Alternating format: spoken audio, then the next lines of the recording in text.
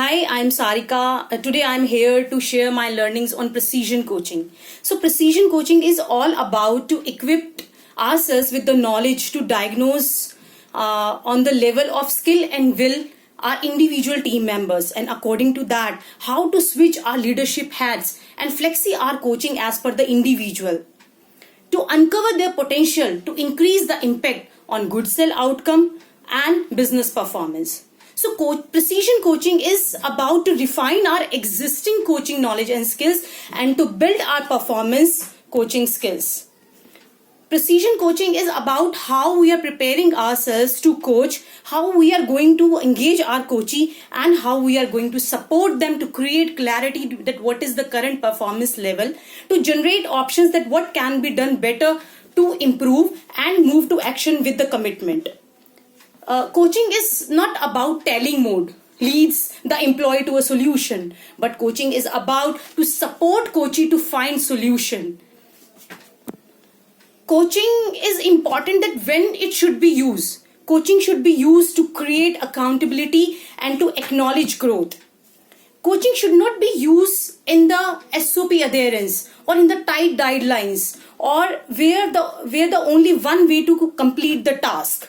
So coaching is very confidential, a time for you to reflect with the coachee and taking accountability. Coaching is not about to just give answers or mentor your person.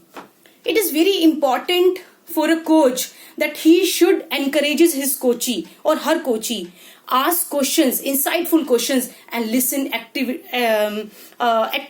and plans and adapts. It should not be like a bad coach who just judge their individual on every statement and fails to listen or maybe angers easily. So skills of coaching is very important, and in this course they describe 3 skills of coaching, that is active listening, insightful questions, and feedback. So in active listening is when we are going to understand the words of our coachee along with their body language and their tone, which will increase the deeper connection and communication with coach and coachee. The construction of insightful question, that is the second part, the second skills of coaching, insightful question, that should be important. That is very important. It should be short, simple, and clean. That what could be done better? What is stopping you to improve that further? So the third part is feedback. That how you are going to give feedback to your coachee. And very beautiful formatting is there of SBI, situation, behavior, and impact. Give feedback to your coachee on the particular situation that was the day and you have done that. So on that situation, that was your behavior, and that behavior actually impact the customer in this way. So what next thing is important tools in coaching, like paraphrase. In coaching session, play back the main points. So for example, so I'm hearing that the main issue is this, is it? So paraphrase and reverse paraphrasing. So get the person to play back with the main points. For example, after coaching session, you can ask your coachee so how would you summarize the key points? So this is reverse paraphrasing. And always take a moment, take a silent, that why I am talking and what I am talking. So there are few principles of coaching, and what I like most is the trust. When you have trust between you and your coachee, they will come forward to share their challenges, and when they will close the session, they will feel great with the solution, and they will give commitment to fulfill that. So you have to be truthful, and always remember there are 2 ears and 1 mouth. So practice active listening and deep listening without any judgment. So first of all, it is important that what do you coach and why you are coaching. So coaching is actually you coach the gap. For example, a person is at the state level 1A and wants to reach level D. So what is the gap in that B and C? So you have to you have to recognize that, and you have to create that clarity that this is the gap. So it's all about coaching to coach the gap which is there in the improvement. Two important consideration for choosing the suitable coaching style, that is skill and will.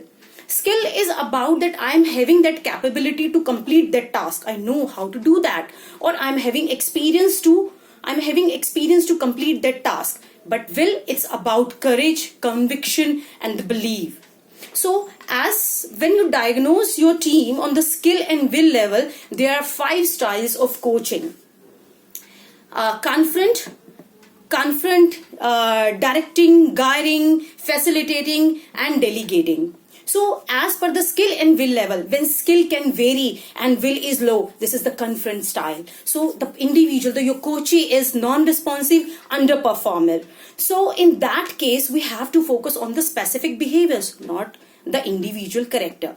And the second is direct. In direct, individual, your coachee is enthusiastic, maybe a beginner whose skill is low but will is high. In that case, we have to focus on one thing, and we have just to break down and to guide them that what can be done better. And the third is guide. In guide, skill and will both are medium. We have to establish this thing, that what is in it for you, how you are going to benefit if you will